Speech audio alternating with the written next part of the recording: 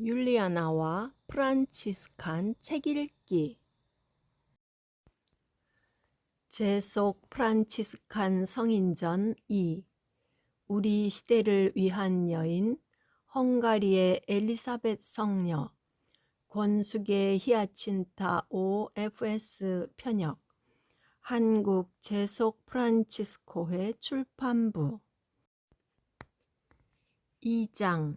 엘리사벳의 어린 시절. 그 후 엘리사벳의 생애는 성에서 보낸 봉건 시대와 번창하는 상업 중심지인 아이제나흐에서 보낸 새로운 도시 생활로 나뉘어진다. 백작은 도시들의 재정 지원에 크게 의지하고 있었으며 그의 가족은 지역 본당 생활에 참여하고 있었다. 하지만 바르트부르크 성이 여전히 그들 생활의 중심지였다. 바르트부르크는 원래 1080년경 헤르만의 선조로서 프랑크인 루드비히 백작이 자작나무와 전나무로 덮인 산 위에 세웠다. 그곳은 영토를 널리 내려다볼 수 있어 그 당시 국경에 있었던 방어 요새로서는 완벽한 장소였다. 둘러싼 벽과 탑, 그리고 몇몇 다른 건물로 이루어진 그 첫 번째 성은 백작의 관리들 중 한 사람이 살고 있었다. 그러나 1180년 헤세가 튀링겐에 합병되자 바르트부르크는 백작 영토의 중앙에 서게 되고 가족의 주된 거주지가 되었다. 헤르만의 형인 루드비히 3세 백작은 그것을 웅대한 로마네스크식 성으로 만들었고 도계교를 이용해 접근할 수 있게 했다. 일단 중앙 입구를 지나가면 방문객은 경당, 마국간, 부엌, 그리고 부관과 부하들의 숙소로 이루어진 궁중으로 들어가게 되고 주 건물 안쪽에 백작과 그 가족의 거처가 있었다. 지층에는 식당 외에도 손님, 기사들이 묵을 방이 하나 있었다. 같은 층에 여인들과 아이들 생활의 중심인 난로가 놓인 공간이 있었다. 백작은 여행이나 군사적 활동이 없을 때는 가족과 함께 식사를 했다. 백작의 방과 우묘 시인의 홀인 상제르살이 1층에 있었다. 꼭대기 층에는 연회장이 있었다. 엘리사벳은 어린 시절을 이 성에서 보냈다. 루드비히의 여동생 아네스와 그녀의 수행인으로 지정된 귀족 딸들이 그녀의 놀이 친구였다. 가장 친한 친구는 그녀보다 1살 위인 구다였다. 그들은 성과 궁정에서 술래잡기, 달리기 등 온갖 일반적인 아이들 놀이를 했다. 구다는 1211년 4세였던 엘리사벳이 헝가리를 떠나 독일로 왔을 때부터 엘리사벳 곁에 있었다. 그녀는 엘리사벳이 남편의 죽음 후에 콘나트 지도 신부 손에서 회색 수도복을 받아 입고 서약할 때 함께 회색 수도복을 입었다. 그 후 1229년 콘라트 지도신부에 의해 강제로 떠나갈 때까지 18년을 엘리사벳과 함께 살았다. 엘리사벳의 시성 과정에서 특히 그녀의 어린 시절과 활동에 관해 증언했다.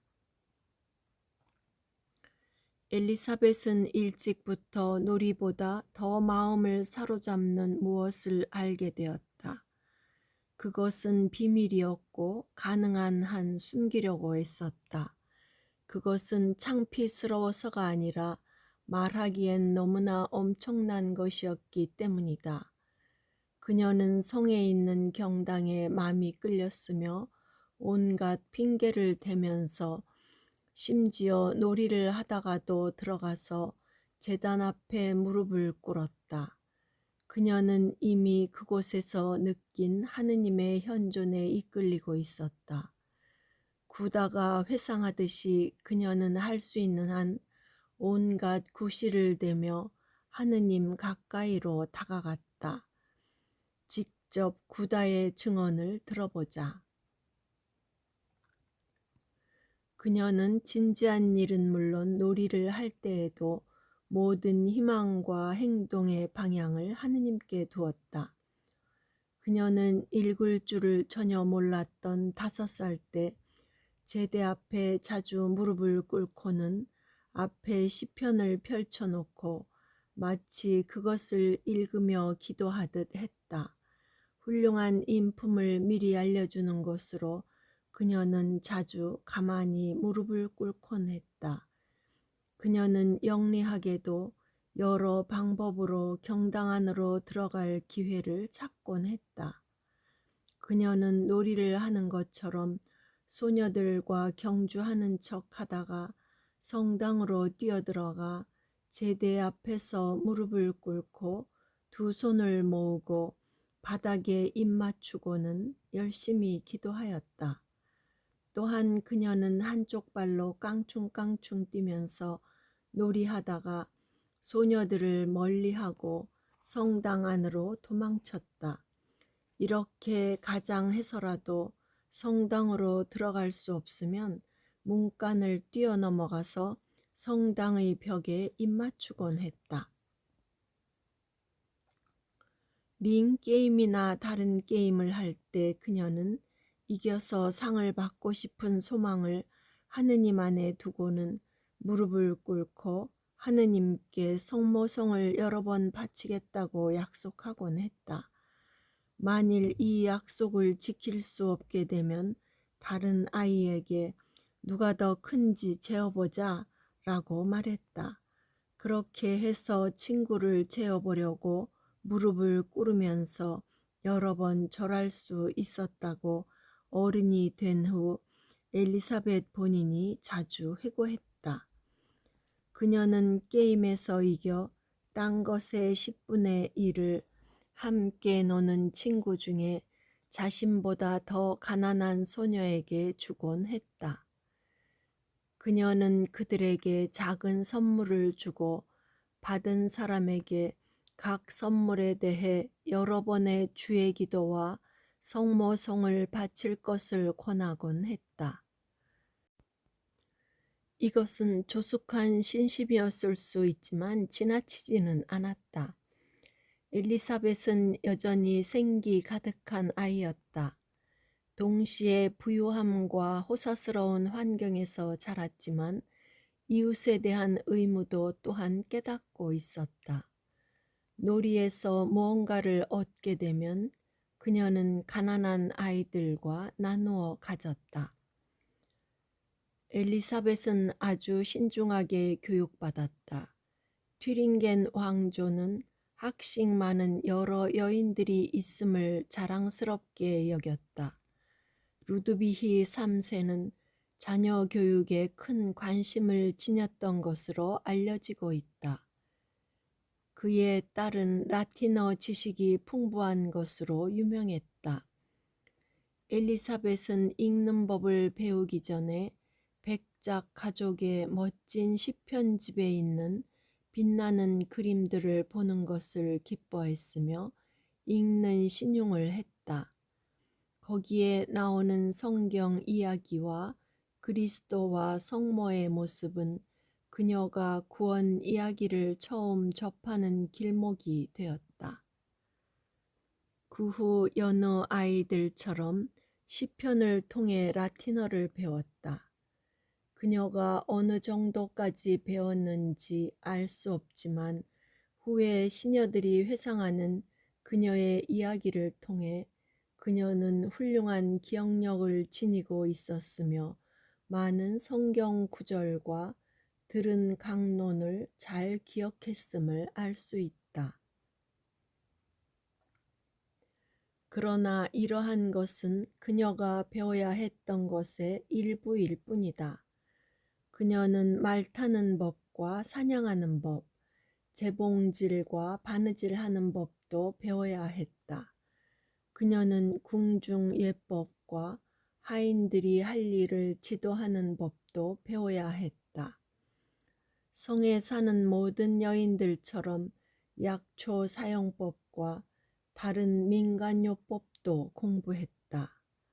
루드비히는 아마도 그녀와 함께 많이 교육받지 않았을 것이다.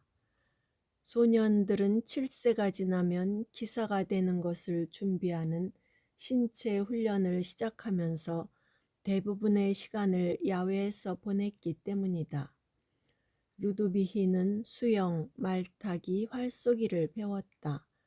그는 마상 창 시합 대회를 위해 창과 칼로 훈련했다. 궁중 언어인 프랑스어를 배웠고 아버지와 다른 친척들로부터 정치 동맹들에 대한 자세한 지식도 습득하면서 이들과 많은 시간을 보냈다. 그러나 나이가 좀 들자마자 식사를 끝낸 저녁이면 엘리사벳은 루드비히와 함께 우뮤 시인들의 노래를 들으러 우뮤 시인 홀로 가거나 기사들이 토론하는 곳에 갔다. 헤르만 1세는 훌륭한 예술 후원자였으며 그의 궁은 그 당시 독일 문학의 중심지가 되었다. 성배 이야기인 파르치발, 대서사시를 지은 볼프람 폰 에센바흐와 다른 시인들이 자주 손님으로 왔다. 모든 시와 중세 기사 이야기의 주제는 이러저러한 면에서 사랑, 즉 민내였다. 민내는 천상 또는 지상 비너스의 형태로 당당한 여신과 같은 인물로서 자주 인격화되었다. 온갖 감흥을 묘사한 시들이 있었다. 아가씨를 향한 기사의 사랑은 고상하고 고양되었다. 그러나 때로 시인은 사랑 때문에 겪는 이 모든 고통은 냉정한 이성의 관점에서 보면 약간 우스꽝스럽다는 것을 암시하였다. 성배 이야기에서처럼 또 다른 때는 궁중 사랑은 좀 더 승화된 사랑으로 나아갔다. 엘리사벳이 태어났을 쯤에 하르트만 폰 아우에는 사랑을 위하여 유배길을 가는 그는 진실로 사랑에 빠진이라고 노래했다. 그는 살라딘 군대를 대적하기 위해 떠나는 하느님을 향한 사랑 가득한 십자군의 여정을 읊었다. 모든 여흥이 다 고상한 것은 아니었다. 바르트부르크의 다른 문학 손님인 발터 폰 데르 포겔 바이드는 인심 좋은 헤르만이 찾아온 떠들썩한 기사들에게 술을 권하고 아침부터 밤까지 그들과 건배하는 성 안의 소란스러운 생활을 냉소적인 시로 묘사했다. 헤르만은 술 한 병이 1000파운드라 할지라도 결코 술이 떨어지게 하지 않았다.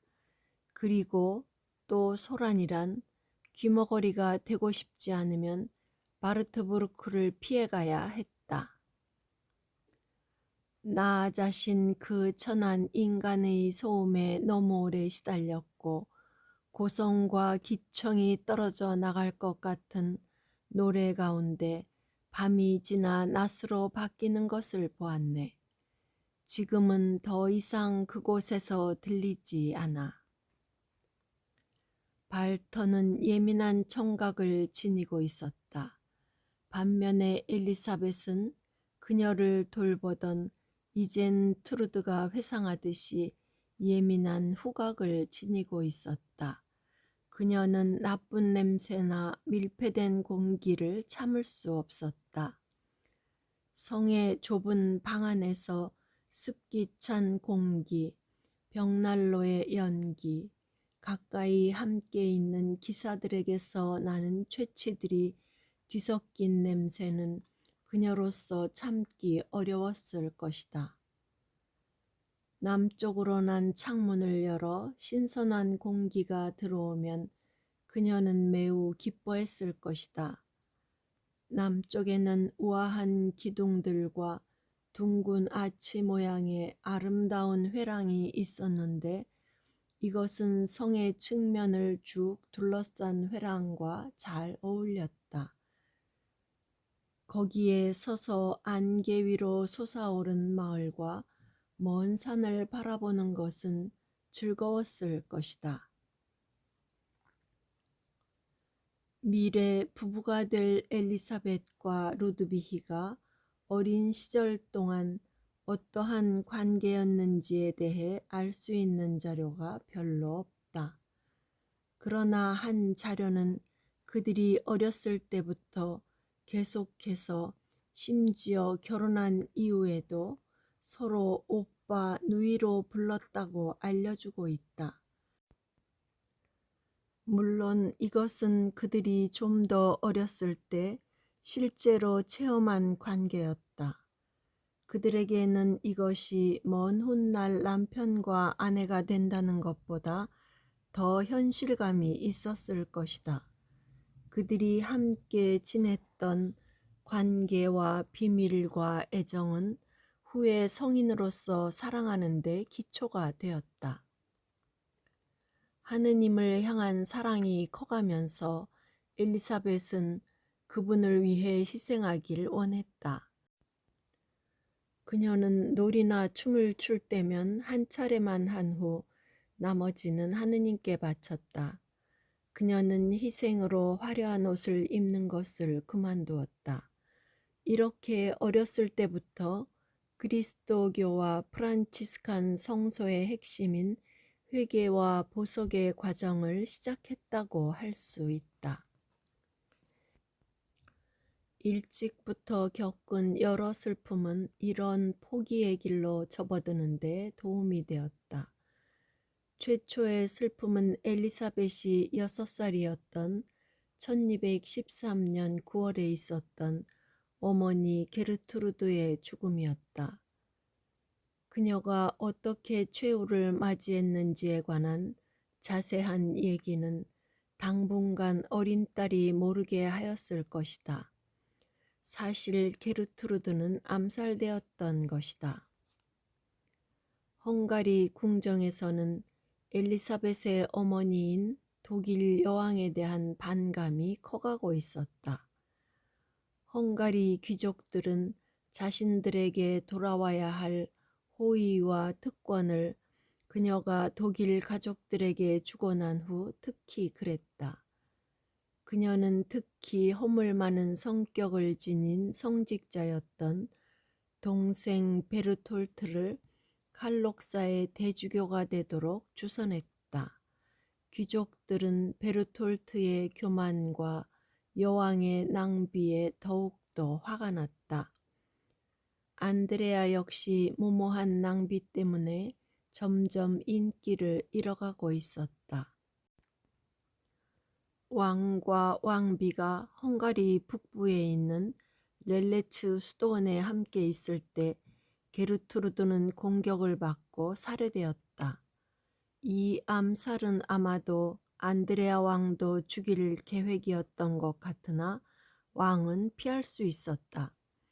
엘리사벳은 어머니를 2년 이상 보지 못했는데 이제 지상에서는 영원히 볼 수 없게 되었다.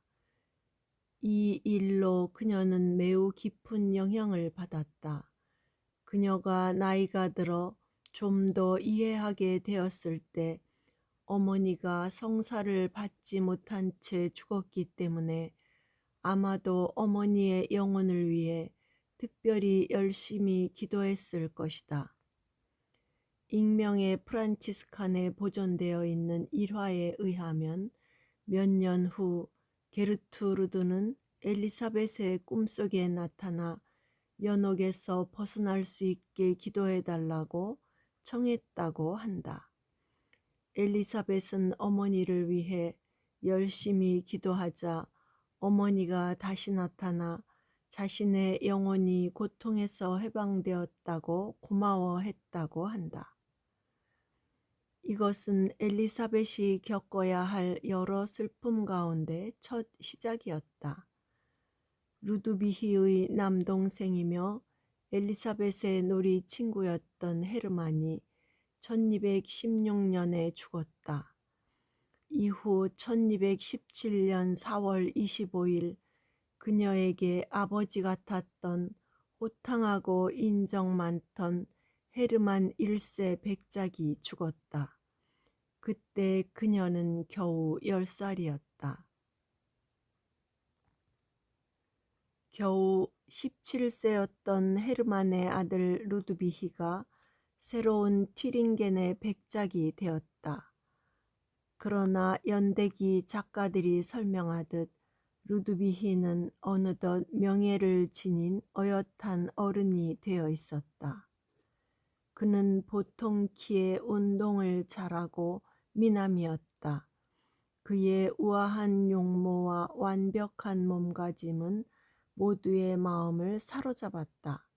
말을 할 때는 신중하였고 침착하였으며 여인들에게는 공손했다. 그는 용기와 무술 솜씨가 뛰어났다. 한 번은 우리에서 빠져나온 사자와 마주쳤을 때 그가 주먹으로 사자를 위협하자 사자는 복종하며 무릎을 꿇었다. 그는 엘리사벳이 항상 사랑하고 존경했던 젊은이로서 여전히 그녀에겐 오빠 같았지만 엘리사벳은 그가 장차 남편이 될 사람이며 절대적인 신의 안에서 결속될 사람이라는 것을 점점 이해했다.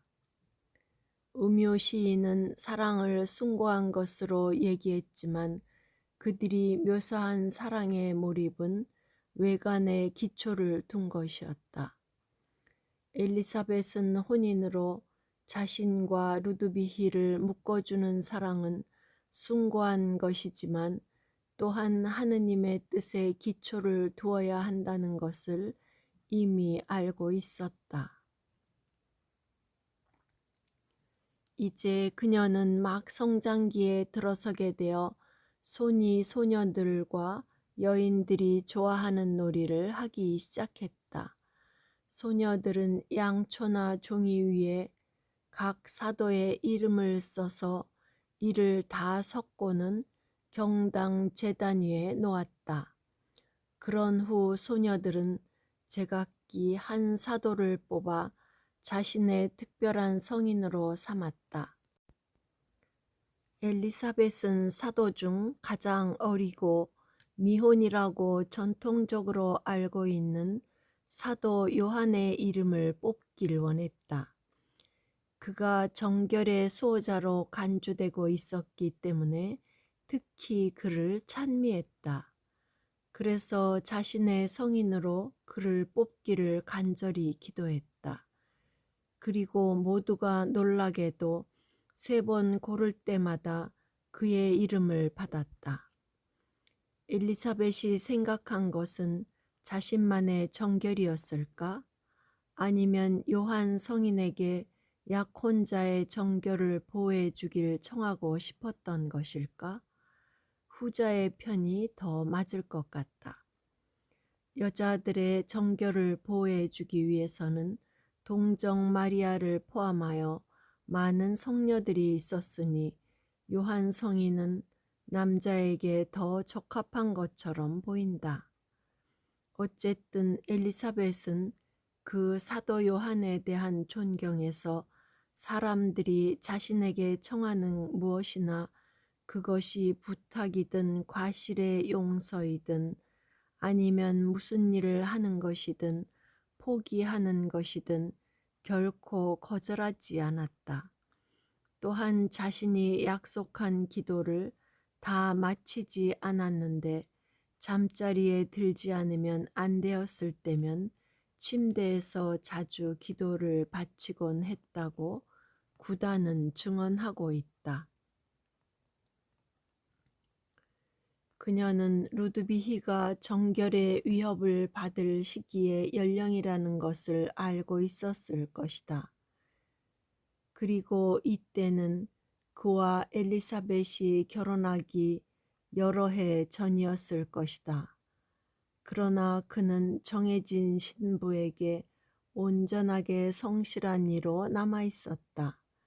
너무나 그랬기 때문에 그의 측근들은 그가 성적으로 문제가 있지 않나 의심하며 시험하기도 했다. 베르톨트 신부가 들려주는 이야기에 의하면 백작 가족이 에베르스부르크 성에 머무르고 있을 때 젊은이들 중 한 사람이 예쁜 농노 소녀를 발견하고는 그녀를 루드비히에게 데려가기로 맘먹었다. 그는 그녀의 가난한 가족에게 돈과 선물을 주겠다고 약속하며 설득했다. 성 뜰에서 다른 소녀들과 놀고 있던 엘리사벳은 이 두 사람이 안으로 들어가는 것을 보고는 무슨 일이 일어날지 알았다. 그녀는 울면서 저들이 오빠의 소중한 영혼을 빼앗아 망치려고 해 라고 말했다. 젊은이가 루드비히의 방문을 두드렸을 때 그는 낮잠을 자고 있었다.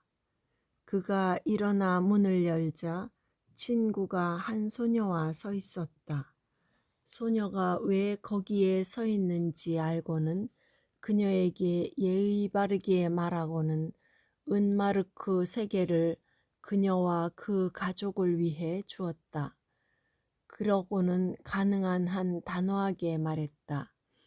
이 어린 소녀를 집으로 모시고 가는 도중에 그녀에게 무슨 일이라도 일어나면 자네를 처형시키겠네. 엘리사벳은 그 소녀가 곧바로 떠나는 것을 보고는 행복하게 웃었다. 엘리사벳은 나이가 들어감에 따라 세상의 허영에 대해 자신에게 한층 더 엄격한 기준을 정하기 시작했다. 구다의 증언으로 돌아가 보자.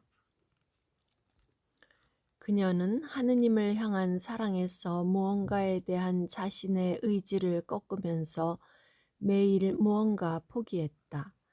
또한 그녀는 하느님께 작은 약속을 많이 했다. 예를 들면 축일에는 미사 전에 옷소매를 달아 꿰매는 일을 하지 않겠다고, 또는 주일 정오 전에는 장갑을 끼지 않겠다고 약속하였다. 그녀는 하느님께 대한 경외심에서 약속한 것 때문에 이런 일과 또 몸단장을 하는 것과 세상의 허영에 속하는 다른 비슷한 일들을 삼갔다. 이런 일을 다 이야기하려면 시간이 무척 걸릴 것이다. 사춘기 때에도 역시 그녀는 겸손하게 하느님을 자신의 눈앞에 모시고 그분의 이름을 다정하게 부르며 그리고 자신의 모든 행동을 그분께 의탁하며 모든 것이 그분을 향하게 했다. 이 당시에는 소매를 따로 만들어 여러 다른 소매들을 옷에 꿰매 달 수 있었다. 또 여인들은 팔에 딱 붙는 소매에 레이스를 달거나 바느질을 했는데 많은 설교가들이 뻔뻔스러운 짓이라고 비난했던 관행이었다. 그녀는 또한 미사 전에 보석을 뺐다. 이 행동은 종종 사람들에게 화제가 되었는데 모두가 다 칭찬을 한 것은 아니었다. 그 당시 사회에서는 모두 명목상으로는 크리스천이었지만 가능한 한 그 사실이 떠올려지길 원치 않는 사람들이 많았다. 어떤 사람들은 엘리사벳이 유별나다고 생각하며 쑥덕거렸다. 한 번은 성모 승천 대축일에 엘리사벳은 소피아 백작 부인과 장내 시누이인 아네스와 함께 아이지의 나흐의 성모 성당 미사에 참례하러 갔다. 그들은 이를 위해 가장 멋진 옷을 입고 금과 보석이 박힌 관을 썼다. 그러나 잠시 후 엘리사벳은 관을 벗어서 자기 옆에 내려놓았다. 이 행동은 성당에 있는 모든 이들의 주목을 받았다. 못마땅하게 여긴 소피아가 무슨 짓이냐고 묻자 엘리사벳은 이렇게 대답했다. 하느님과 왕이신 예수 그리스도가 계신 곳에 비열하고 보잘것없는 피조물인 제가 어떻게 그분 면전에서 귀족의 위엄을 드러내는 관을 쓰고 나타날 수 있겠어요? 그녀는 자신을 위해 돌아가신 예수 그리스도께서 가시관을 쓰고 계시는데 어떻게 자신이 금관을 쓸 수 있겠느냐며 제대 앞에 금관을 벗어 내려놓고 제대 계단에 무릎을 꿇고 흐느꼈다. 이때 그녀는 무거운 십자가를 지고 사랑으로 십자가에 못 박히신 예수님의 신비를 깨달았다. 주님의 생애를 묵상하면서 동시에 당신의 지체들 안에 현존해 계시면서 고통받고 계시는 그분을 발견했다. 서서히 그녀는 지극히 자연스럽게 가장 가난한 이들과 천대받는 이들의 종이 되었다. 성 프란치스코가 다미아노 성당에서 십자가에 달리신 예수 그리스도를 처음 만났을 때 그의 영혼은 그분을 보자 녹아버렸고 그리스도의 사랑은 그의 마음속 깊이 생생하게 새겨졌듯이 엘리사벳도 아제나흐 성모 성당의 십자가를 보며 하느님과 강렬한 접촉을 이루게 된다. 가난하고 십자가에 못 박히신 그리스도는 인간에 대한 하느님 사랑이 최고로 드러난 것으로서 삶과 사랑과 고통의 이유와 방법을 배우는 교과서가 되어주었다. 자신을 비우는 십자가의 그리스도의 사랑에 감명을 받아 즉 더 이상 자신 안에만 머물러 있지 않고 내적으로 자유로워져서 밖으로 나가서 다른 이들과의 관계 안에서 하느님의 얼굴을 발견하게 된다. 아폴다이의 디트리히가 얘기한 이와 같은 일들이 후기 작가들에 의해 과장되어 소피아와 아네스도 어느 정도는 엘리사벳을 박해하고 그녀의 청소년기를 비참하게 만들었다고 전하고 있다. 엘리사벳의 어머니 역할을 맡은 소피아는 당연히 공주로서 합당하다고 여기는 것에 따라 그녀를 훈육해야만 했다. 그러나 소피아도 역시 매우 신심이 깊은 사람이었다. 그녀가 사악한 계모상이라고 믿을 이유는 전혀 없다. 그러나 그녀가 하느님께 돌려드려야 한다고 생각하는 것과 엘리사벳의 생각은 약간 달랐다. 소피아는 항상 자신의 지위에 합당한 행동거지를 의식했다. 엘리사벳은 하느님께 돌려드려야 하는 것에 대한 얘기면 귀족의 권위 따위는 전혀 상관하지 않았다. 그녀는 후에 이 점을 거듭 증명했다.